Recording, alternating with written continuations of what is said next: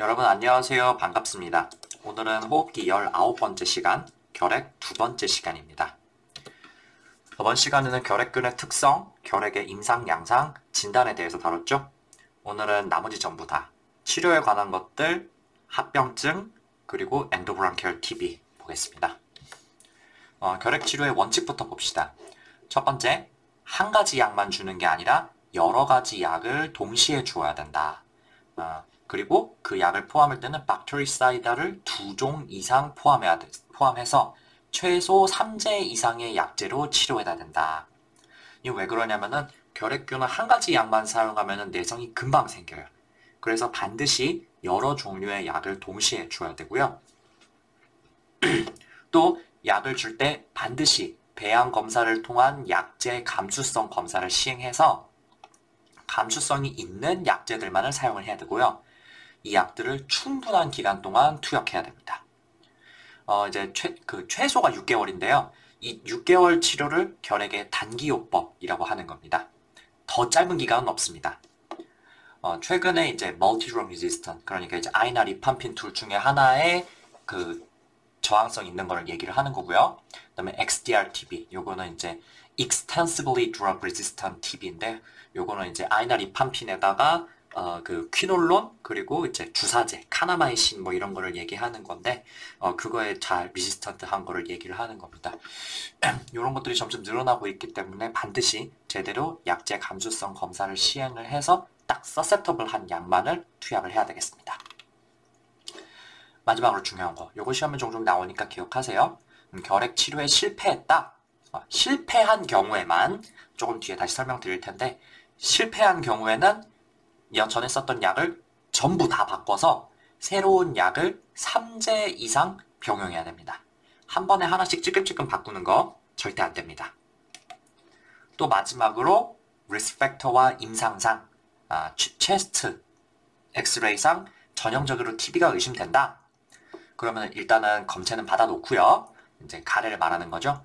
그 다음에 검사 결과가 나오기 전에 이제 배양 검사가, 특히 이제 배양 검사가 나오기 전에 바로 이제 에어본 아이솔레이션 하고 그다음에 empirical for drug therapy를 바로 시작해야 되겠습니다.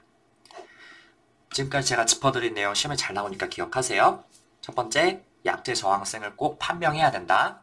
그다음에 충분한 기간 동안 투여해야 된다. 치료에 실패했다면 몽땅 바꿔야 된다. 그리고 검사 결과 나오기 전에 임상적으로 강력히 의심되면은 바로 음압실에 격리하고 약제 투여를 시작해야 된다. 결핵약은 여러 가지 종류가 있는데요. 대략 한 10가지 정도가 있다고 되어 있습니다.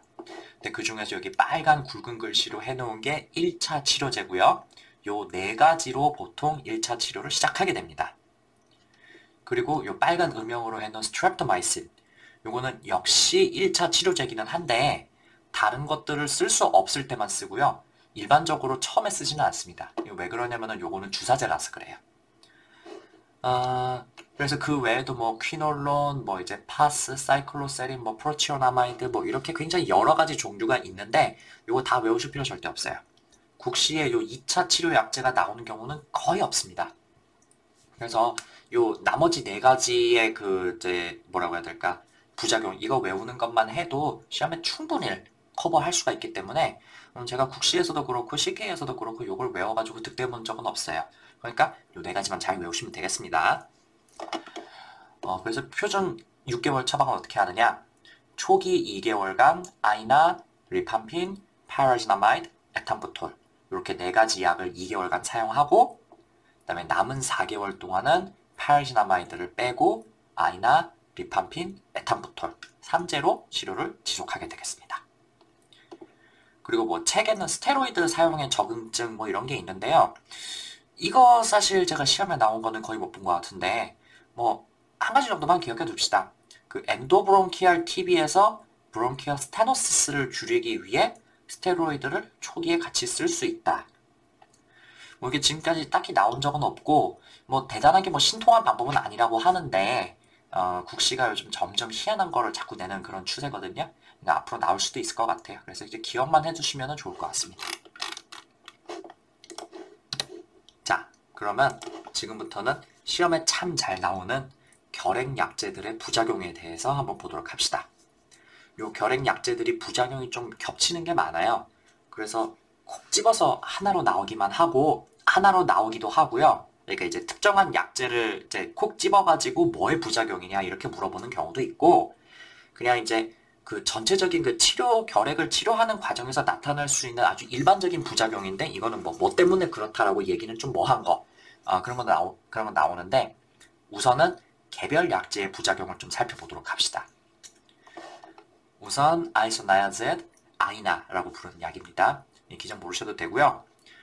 요 약은 활동성 결핵균뿐만 아니라 잠복 결핵균에도 효과가 있기 때문에 잠복 결핵 치료에 사용할 수가 있다. 이 정도 아시면 되고요.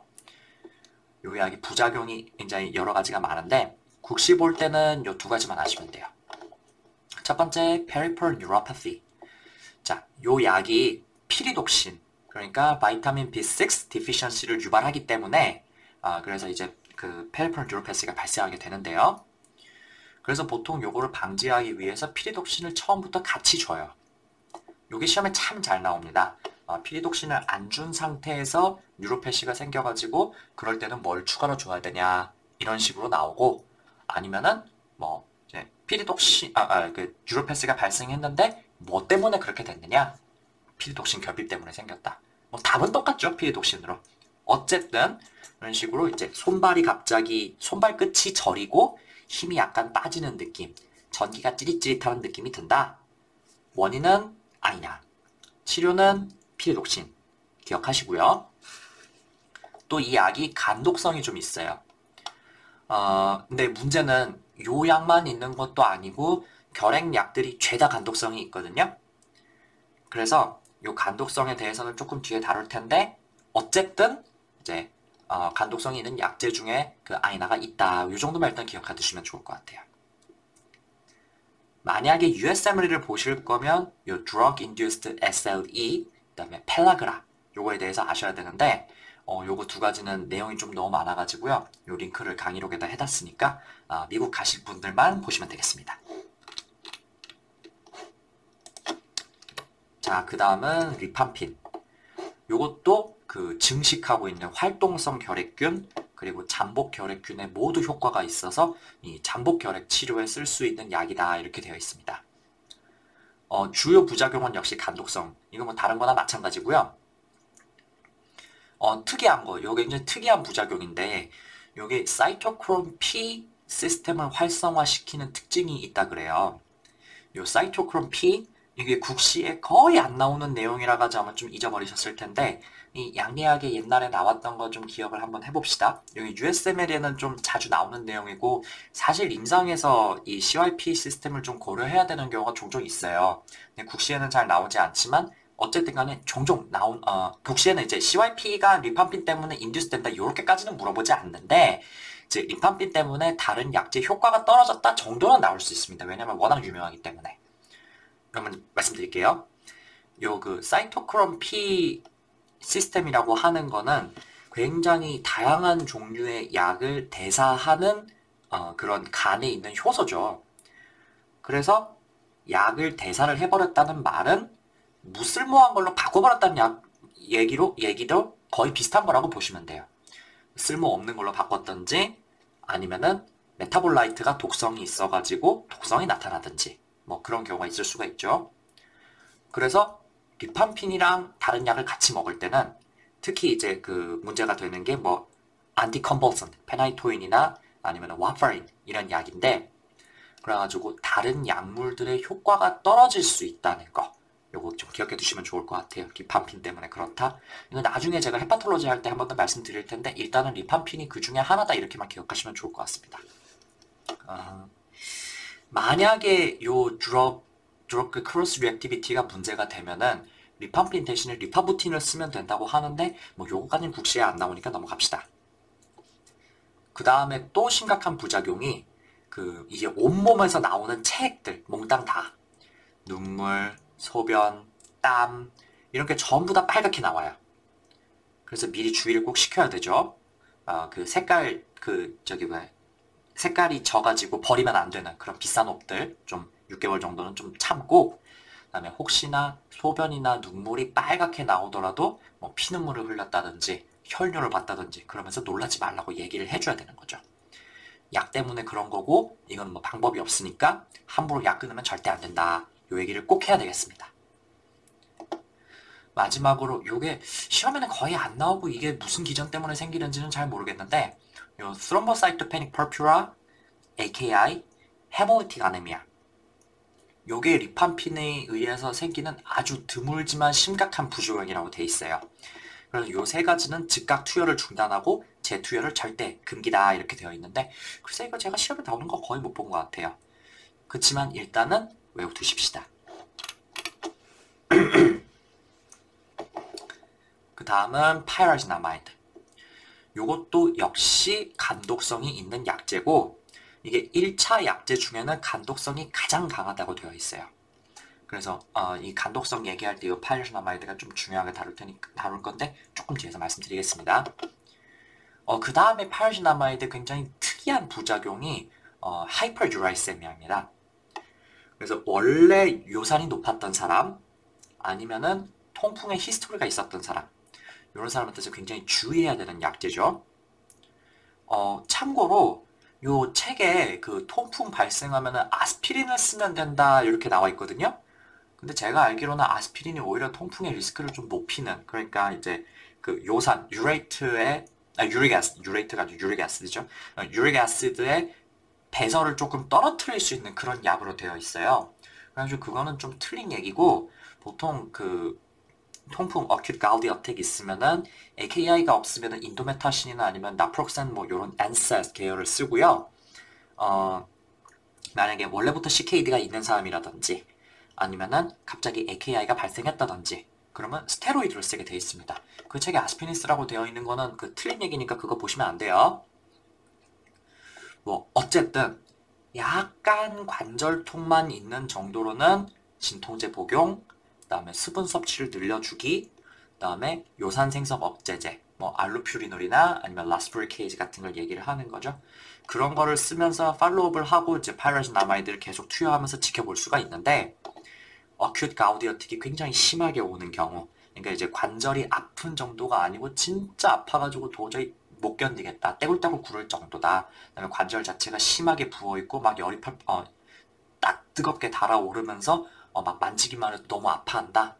그 정도 되면은 파이라지나마이드 중단해야겠죠. 그리고 다른 약으로 바꿔야 되겠습니다. 그 다음이 에탄부톨. 요거는 1차 약제 중에서는 유일하게 박테리사이달이 아니고요. 박테리스태틱. 그러니까 균을 죽이는 약이 아니라 균의 증식만 억제할 수 있는 약이란 뜻입니다. 그 다음에 요 약은 또 유일하게 간독성은 없어요.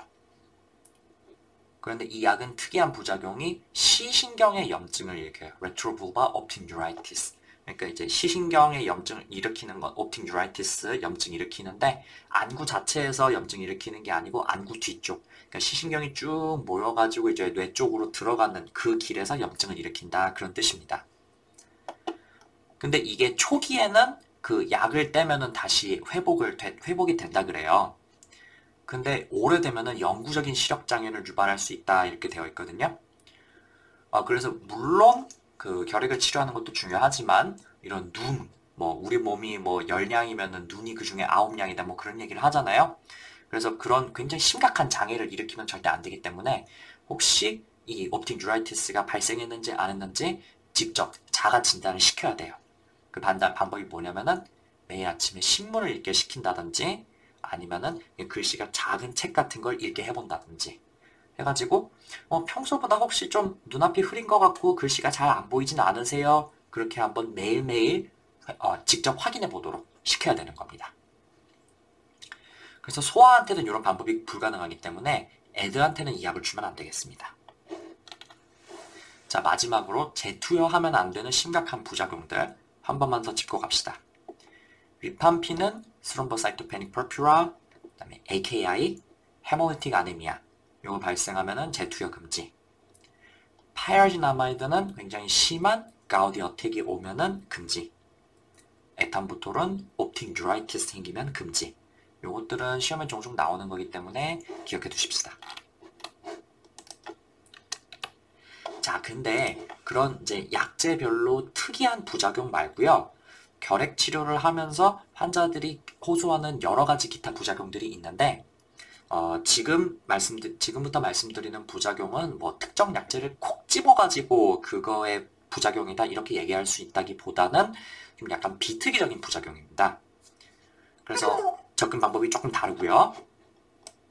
약간 좀 제너럴한 게 접근을 해야 되는데, 먼저 찝을 게 요 약제 과민 반응입니다. Drug Hypersensitivity Reaction이라고 하는 건데, 제가 여러 번 말씀드리지만 Hypersensitivity라는 게 꼭 뭐 알러지 반응, 그러니까 막 몸이 가렵고 약간 두드러기처럼 생기고 뭐 그런 건 아니잖아요.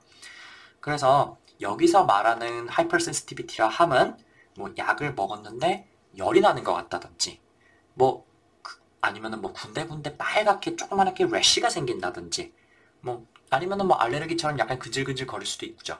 그런 종류의 그 비특이적인 부작용을 전부 다 묶어서 얘기하는 거라고 생각하시면 되겠습니다. 요게 조금 더 심해지면은 malaise, nausea, vomiting, headache 뭐 이런 것들도 나타날 수가 있고요. 아주 심해지면은 exfoliative dermatitis, 그러니까 뭐 스티븐 존슨 같은 걸 얘기를 하는 거죠. 그런 식으로 나타날 수도 있겠습니다.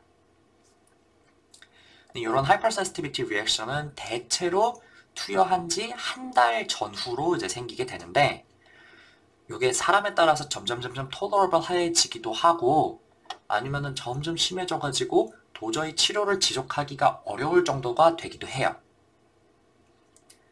그래서 어쨌든 뭐 이런 게 생길 수 있다는 그런 얘기를 미리 해줘야 되겠고요. 그리고 이런 거 생겼다고 약을 함부로 중단할 수는 없죠. 결핵약 함부로 끊었다간 큰일 납니다. 그래서 심하지 않은 경우에는, 그러니까 이제 피부가 약간 빨갛게 달아오르고 약간 간지럽고 이런 경우에는 칼라민 로션 같은 수딩 로션 발라주고, 그다음에 안티히스타민 같은 거를 줘서 최대한 증상을 조절을 해볼 수가 있겠습니다. 근데 막 전신이 빨갛게 다 부어오른다든지, 아니면은 막 래쉬가 조금 생기는 게 아니라 막 전신이 막 엑스폴리에이션이 막 생기면서 피부가 막 벗겨진다든지, 그렇게 되면은 이제 스테로이드 같은 적극적인 처치를 해줘야 되겠고, 치료를 중단하고 다른 약제로 변경하는 것도 적극적으로 고려를 해봐야겠죠. 또 그 다음에 시험에 참 잘 나오는 게 헤파토톡시시티. 특히 1차 치료제인 아이나, 리판핀, 파라시나마이드가 모두 간독성이 있기 때문에 간 수치가 많이 오르게 돼 있습니다. 그리고 뭐 원래부터 간이 안 좋았던 사람들, 뭐 알코올 중독자 이런 사람들은 어때요? 특히 더 잘 생기겠죠. 그래서 이런 경우는 어떻게 하냐면은 OTPT를 꾸준히 팔로우업을 하면서 정상 수치의 한 두세 배 정도, 그 정도까지는 약을 그냥 먹게 합니다. 그러니까 정상이 대략 한 OT든 PT는 한 40 정도까지로 되어 있잖아요. 그래서 대략 한 100 전후, 100 미만, 100 근처 이 정도까지는 괜찮다고 보시면 됩니다. 근데 그거보다 더 올랐다. 정상의 5, 6배, 막 200, 300 이렇게 오른다. 그러면은 그때는 아이나 리판핀, 파라시나마이드는 일단 다 중단을 하고요. 그 다음에 뭐 리판핀부터 하나씩 다시 시작하면서 어느 정도까지 톨러러블 할지를 봐야 된다 이렇게 되어 있어요. 그래서 그 중에서도 특히 이제 파라시나마이드가 가장 간독성이 강하기 때문에 요거를 중단을 하게 되고, 나머지 HRE 3제로 9개월 정도 이제 기간을 연장을 해서 오랫동안 치료를 해야 되게 되는 거죠. 그러면서 그동안에 그 OTPT는 꾸준하게 팔로우업을 계속 해야 되겠습니다. 마지막으로 뭐 신기등장에 요거는 별로 신경 안 쓰셔도 되고요. 왜냐면은 비교적으로 즉 1차 치료제들이 안전한 약제이기 때문에 이거 신기등장해 가지고는 별로 문제가 잘 나오진 않아요. 근데 마지막에 임신했을 때 요게 또 참 잘 나오는데, 임신했을 때 아이나 리판핀, 에탄부톨 요거 3개는 괜찮대요. 근데 파라시나마이드는 안 된다고 합니다. 그래서 요때도 역시 파라시나마이드를 빼고 9개월간 치료를 하게 되는데, 첫 2개월은 HER, 나머지 7개월은 HR 이렇게 치료한다고 합니다. 근데 뭐 시험에 이렇게 구체적인 것까지는 나오진 않고요. 파라시나마이드를 빼고 기간을 연장한다. 이 정도만 기억하셔도 충분할 것 같아요. 오히려 시험에 잘 나오는 거는 이렇게 낙태를 할 필요가 있겠느냐. 아니면은 애가 이미 나왔으면은 수유를 제한해야 되겠느냐? 이런 것들이 좀 잘 나오는데요. 둘 다 할 필요 없습니다. 그래서 임신 지속해도 되고요. 아이 낳았으면은 수유해도 됩니다. 대신에 그 이제 아이나 먹고 있을 때 피리독신은 꼭 보충한다. 뭐 이 정도만 기억하시면 충분할 것 같아요. 다시 한번 말씀드리는데 애 뗄 필요 없고요. 애 낳았으면은 수유해도 됩니다. 이렇게 결핵을 어렵게 치료하는데 잘 치료가 되는지를 판별할 수단이 있어야겠죠?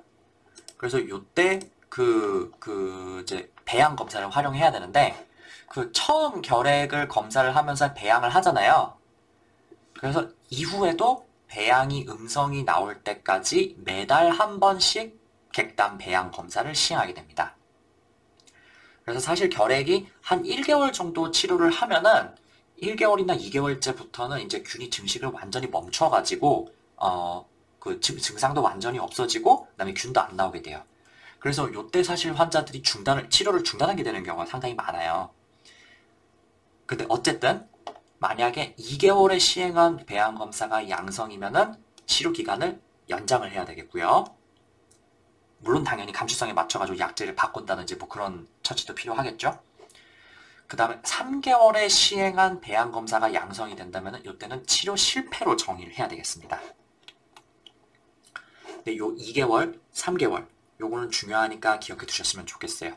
예전에는 뭐 대놓고 뭐 4개월째 양성 뭐 이런 식으로 진짜 누가 봐도 그 치료 실패인 것 같은 그런 좀 전형적인 케이스, 전형적이라고 하기는 좀 그렇고 그때까지 치료 실패까지 질질 끌고 왔으면 사실 안 되는 거죠. 근데 이제 문제를 위한 문제를 그렇게 주는 경우가 많았는데 요즘 여기에 딱 걸려가지고 나오게 그렇게 문제를 잘 주거든요. 그러니까 요 수치를 조금 기억해 두셨으면 좋겠고요. 이렇게 치료에 실패하는 원인은요. 제일 중요한 두 가지가 여기 약제를 조기 중단하는 경우, 그 다음에 불규칙한 약제 복용입니다. 요 결핵약을요. 6개월이나 매일 같은 시간에 꼬박꼬박 챙겨 먹어야 되는데 이 환자의 협조를 얻기가 쉽지가 않아요. 그래서 까먹지 않고 같은 시간에 약을 먹을 수 있는 방법을 교육을 해야 되고요. 뭐 예를 들면은 뭐 아침에 알림을 맞춰놓고 공복에 꼭 그때 일어나자마자 약을 먹게 한다든지. 그리고 뭐 이제 약 먹으면은 사실 한두 달 내로 증상이 다 없어지고 그렇기 때문에 환자들이 그냥 다 나았구나 하고 약을 더 안 먹는 경우도 있거든요. 그런 것도 미리 얘기를 해가지고 절대 끊으면 안 된다 뭐 이런 얘기도 해야 되는데 교육, 감독을 충분히 해야 되고요. 뭐 부작용 때문에 약을 자의적으로 중단하는 경우도 있어요. 근데 그런 경우에도 꼭 맘대로 끊지 말고 상담을 하자 이런 얘기도 해야 되겠습니다. 약을 자의로 끊으면은 MDR이나 XDR-TB로 이행할 수가 있는데 이러면 정말 위험해요. 답도 없어요. XDR-TB는 모탈리티가 50%가 넘어가요. 그래서 반드시 이런 거에 대한 워닝을 미리 하고 꼭 끝까지 우리 치료 마치자고 환자와 여러 번 다짐을 받아야겠습니다. 뭐 이제 그 외에는 뭐 부적절한 병합요법, 그다음에 뭐 원래부터 치료에 약제가 대성이 있었던 경우 뭐 이런 거를 둘 수가 있는데 뭐 이런 거는 사실은 약제 선택을 처음부터 잘 하고 내성 검사를 잘 하는 방법으로 피할 수가 있기 때문에 이런 거는 이제 처음부터 말프랙티스를 한 그런 경우는 시험에 잘 나오지는 않아요. 국시에는 유난히 잘 안 나오고요. USM에는 가끔 나오는 것 같은데 어쨌든 우리 시험에는 요 조기 중단과 불규칙한 치료 요것이 주요 원인으로 꼽힌다. 이렇게 기억하시면 되겠고요. 치료 실패에 대해서 다시 간단하게 말씀을 드리면은 가장 정확한 정의는 3개월째 시행한 스푸튼 컬처 또는 AFB가 양성인 경우인데 뭐 스푸튼 컬처 안 나오는 건 너무 당연하고요. AFB도 사실은 이제 그 양성이 나온다는 얘기는 그 이제 박테리아 버진이 굉장히 크다는 뜻이거든요. 근데 원래는 한 3개월쯤 되면은 균이 거의 박멸이 돼가지고 안 보여야 정상이에요. 근데 이거 보인다는 것 자체가 아직도 균이 별로 안 죽었구나 그런 뜻인 거죠. 그래서 이것도 치료 실패로 정의를 하는 거고요. 또는 꾸준하게 치료를 하는데도 불구하고 임상 증상과 체스트 엑스레이가 점점 안 좋아지는 경우 그럴 때도 역시 치료 실패로 볼 수가 있겠습니다. 자, 이 치료 실패는요. 한 가지만 기억하세요. 약을 몽땅 다 바꿔서 새로운 약을 3제 이상 병용하는 겁니다. 한 번에 하나씩 바꾸고 이러면 절대 안 됩니다. 제가 아까도 처음에도 말씀드렸죠? 결핵 치료의 원칙은 무조건 세 가지 이상 약제를 병용해가지고 치료를 해야 되는 거고, 그 다음에 뭐 문제가 있다고 하더라도 부작용에 관련된 그런 얘기가 아니라면은 한 번에 하나씩 바꾸고 이런 거 안 되는 겁니다. 치료 실패했으면은 다 중단하고 무조건 한 번에 다 바꿔야 돼요. 뭐 이제 그 외에도 여러 가지가 나오는데요. 요런 것들이 국시에 이 정도까지 복잡하게 나오지는 않으니까, 뭐 이런 걸 굳이 외우실 필요는 없고요. 그렇지만 뭐 치료 기간이 좀 길어질 수 있다. 그 다음에 1차 치료 약제보다 2차 치료 약제는 부작용이 좀 많다. 요 정도 기억해 두시면 좋을 것 같아요. 자, 그 다음에 치료 실패와 비교해야 되는 게 재발인데요. 요거는 치료를 끝냈을 때 균이 완전히 음전이 되었는데 나중에 다시 재발하는 경우예요. 뭐 요거는 외부에서 다시 균이 들어와가지고 또 걸렸을 수도 있고, 아니면 미처 깔끔하게 처리되지 않았던 균이 다시 재발한 경우, 뭐 그럴 수도 있어요. 근데 뭐 휴지기 결핵균에 의한 재발 가능성이 높다 이렇게 되어 있는데요. 요거는 치료 실패랑은 다르게 기존 약제에 대한 저항성이 새로 생기고 그건 아니라고 그래요. 그래서 감수성이 남아있기 때문에 원래 약제를 그대로 사용하는 게 원칙인데, 어쨌든 그렇다 하더라도 감수성 검사는 반드시 해야 되겠습니다. 다시 한번 정리할게요. 치료 실패는 3개월째 배양 양성인 경우, 그러니까 여전히 균이 너무 많아. 치료가 제대로 안 됐고 균을 제대로 죽이지 못한 경우예요. 이때는 약을 몽땅 바꿔가지고 오랫동안 치료를 해야 되는 거고요. 재발은 치료를 성공했는데 요만큼 찔끔 남았던 게 다시 재발한 게 될 겁니다. 그래서 요때는 전에 썼던 약을 그대로 써도 되는데 기간은 연장을 해야 되고, 감수성 검사는 반드시 시행을 해야 되겠습니다. 마지막으로 부작용이 너무 심하거나 아니면은 자의로 치료를 중단한 경우, 이런 사람은 조기 중단자로 치는데, 이것도 역시 마찬가지로 과거에 사용했던 약만으로 재치료하는 게 원칙이지만 역시 기간을 늘려야 되고, 그 다음에 약제 감수성 검사도 반드시 해야 되겠습니다. 자, 요 재발이랑 조기 중단자, 요거는 치료 실패랑은 다르게 약은 그대로 쓰지만 기간을 연장해야 된다. 그렇지만 감수성 검사는 꼭 해야 된다. 요게 미묘하게 다르니까 기억해 둡시다. 다음은 잠복결핵입니다. 잠복결핵 검사를 꼭 해야 되는 경우가 있죠. 대표적으로 우리나라에서는 유학 가는 경우에 TST 검사나 아니면 이그라를 꼭 받도록 하는데요. 우리나라는 TB 엔데믹 에어이기 때문에 꼭 잠복결핵 검사를 받게 그렇게 시키죠. 뭐 근데 그 외에도 결핵균에 노출이 되었다든지, 아니면 이제 주변에 예를 들어 가족 중에 한 명이 결핵에 진단이 되었다든지 뭐 이런 경우죠.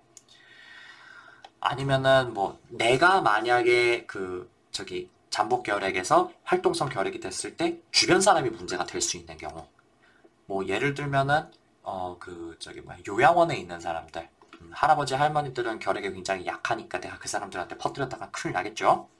그 다음에 유치원 선생님들, 이제 다 크지도 않은 애기들한테 퍼뜨리면 어떻게 되겠어요? 역시 큰일 나겠죠.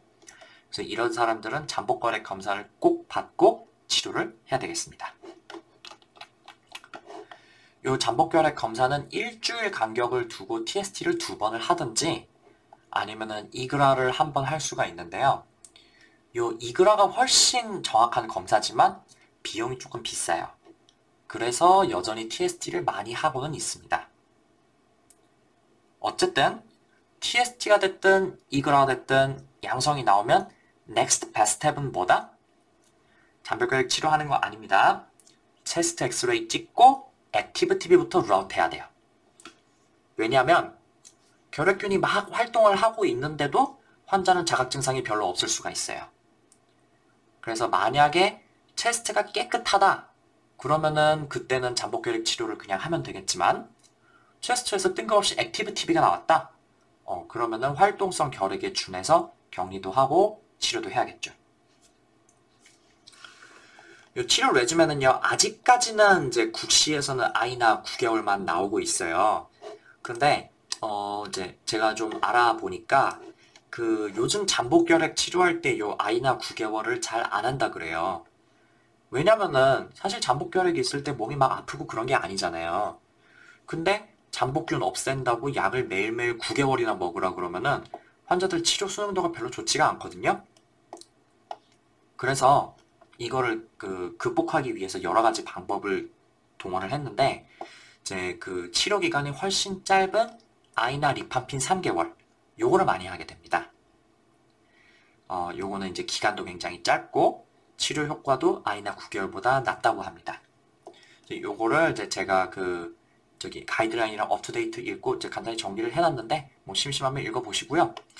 여튼 시험에는 아이나 9개월로 나오는데 실제 임상에서는 아이나 리판핀 3개월을 더 많이 한다는 거. 어디 가서 누가 잠복결핵 치료받는데 약을 3개월만 먹는다더라 하면은 오잉? 이러시면 안 됩니다. 그리고 뭐 사족을 조금만 덧붙이자면요. 여러분 다 알고 계시겠지만 우리나라에서는 TST가 빨갛게 달아오른 부분이 10mm 이상으로 커지면은 그거를 양성으로 판단을 하는데요. 사실 이 10mm라는 기준이 막 절대적인 건 아니고 사람에 따라서 리스크를 조금 다르게 해야 돼요. 뭐 리스크에 따라서 5mm 이상, 10mm 이상, 15mm 이상 이렇게 나눈다고 하는데 이게 미국 기준이라 가지고 CK 시험 보실 때는 조금 열심히 외우셔야 되는데 국시를 보실 때는 그냥 10mm로 외우셔도 무방해요. 왜냐면은 우리나라는 이제 TB 엔데믹 에어이기 때문에 기준을 10mm로 두는 건데요. 제가 국내 가이드라인 읽어보니까 국내에서는 뭐 5mm를 기준으로 놓은 경우는 없는 것 같더라고요. CK에서는 이렇게 뒀는데 뭐 그래서 이거 무시하셔도 되고 이거는 이제 CK 시험 보시는 분들만 가끔 나오니까 외우시면 되겠습니다. 자, 그럼 잠복결핵 이 정도로 마치고요. 결핵의 합병증으로 넘어가겠습니다. 이제 거의 다 왔어요. 우선 결핵의 합병증 제일 유명한 게 헤모프티시스, 객혈인데요. 뭐 이거는 결핵 자체에 의해서 폐 실질이 파괴돼가지고 거기서 피가 나와서 객혈을 하는 걸 수도 있고 아니면은 동반하는 브론키եկ타시스나 아스퍼질로마 이런 것 때문에 객혈을 하기도 해요. 특히 결핵을 앓고 나면은 폐가 파괴된 부분이 텅 비어서 오픈 캐비티가 생기는데요. 이렇게 오른쪽 엑스레이처럼 이렇게 빈 공간이 보이기도 하죠. 어쨌든 이 부분에 라스무센스 애뉴리즘이라는 게 생길 수 있다 그래요. 여기 보시면은 요 브론키얼 아토리의 안지오그래피를 해보면 여기 이렇게 애뉴리즘 생긴 게 보이시죠? 이게 굉장히 찢어져서 출혈을 잘 일으킨다고 되어 있는데 이게 터지면은 그 아토리에서 피가 나는 거니까 굉장히 치명적인 대량 객혈을 일으킬 수 있다 이렇게 되어 있어요. 제가 저번에 우리나라의 대량 객혈의 흔한 원인 2가지 말씀드렸는데 기억하세요? 결핵, 기관지 확장증이었죠.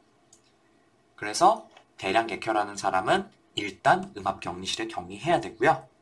치료는 리지드 브론코스코피, 브론키얼 아터리 엠볼라이제이션 이런 게 되겠습니다. 자, 그 다음에 시험에 역시 참 잘 나오는 게 진균종 아스퍼질로마인데요. 결핵 때문에 아까 제가 이렇게 오픈 캐비티가 생긴다 말씀드렸잖아요. 근데 거기에 아스퍼질로스 균이 자라가지고 이런 식으로 크다란 덩어리가 되는 건데요.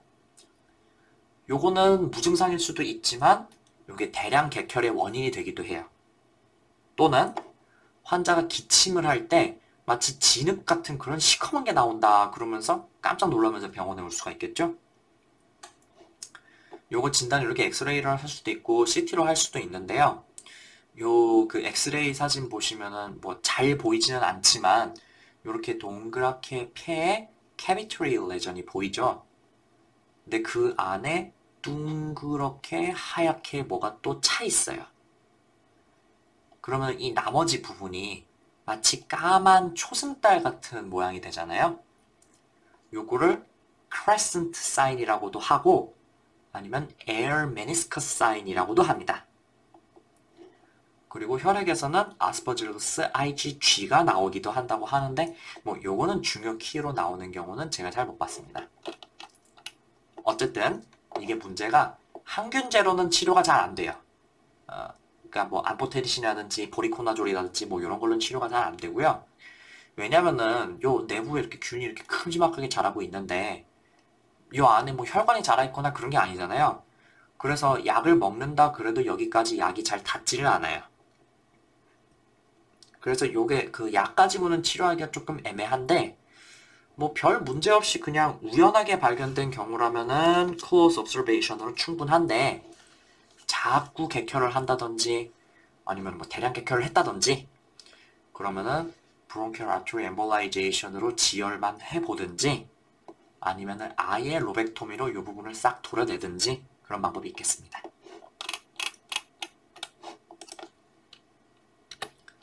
자, 다음은 오늘의 마지막 순서 기관지 결핵입니다. 요거는 결핵이 그 폐 실질보다는 기관지 부분에서 더 활발하게 번식하는 경우를 얘기를 하는데요. 가래를 잘 뱉지 않는 젊은 여성 아니면은 아기들 이런 사람들한테서 그 결핵균을 포함한 가래가 기관지에 오래 머물러 있으면은 그때 더 흔히 발생하게 된다 이렇게 되어 있습니다. 그래서 그게 이제 그 기도의 염증을 일으키면서 그 부분이 좁아지기 때문에 쌕쌕거리는 소리, 그 다음에 계속되는 기침 이런 걸 보이기 때문에 천식으로 오진하기 쉽다 그래요. 그런데 이게 기도 협착, 호흡곤란 이런 중대한 후유증을 남기고 전염성이 굉장히 크기 때문에 이게 임상적으로 중요하다 이렇게 되어 있습니다. 증상은 다른 결핵과 마찬가지로 만성적인 기침, 가래 이런 거 있을 거고 열, 체중 감소, 기력 저하, 야간 발한 이런 결핵 임상 증상들 물론 나타나겠죠.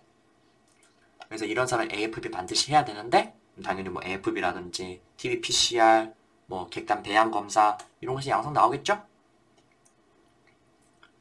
여기까지만 보면은 일반적인 결핵하고 엔도브랑키알 TB를 구별하기가 조금 어려운데 엔도브랑키알 TB를 의심할 수 있는 특징적인 소견은 이 localized wheezing sound입니다. 제가 전에 localized wheezing의 흔한 원인 4가지 말씀드렸는데 기억나세요? 이것도 복습 한번 해봅시다. 엔도브랑키알 TB, endobronchial neoplasm, foreign body aspiration, 그리고 focal bronchial stenosis.